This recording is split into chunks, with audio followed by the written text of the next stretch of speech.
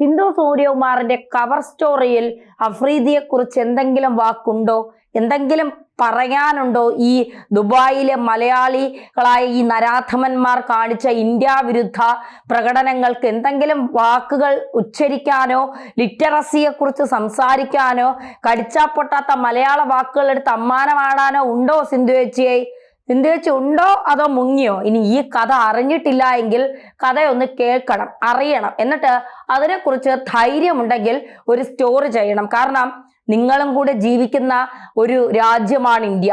നിങ്ങൾക്ക് സർവ്വ സ്വാതന്ത്ര്യം തരുന്ന, ഇവിടുത്തെ പ്രധാനമന്ത്രിയെ വിമർശിക്കാൻ സർവ്വ സ്വാതന്ത്ര്യമുള്ള, ഇവിടത്തെ ഭരണപക്ഷത്തെ വിമർശിക്കാൻ സർവ്വ സ്വാതന്ത്ര്യമുള്ള, നിങ്ങളുടെ പാർട്ടിയെ ഉയർത്തി ഉന്നതിയിലെത്തിക്കാൻ സർവ്വ സ്വാതന്ത്ര്യമുള്ള ഒരു രാജ്യമാണ് ഇന്ത്യ.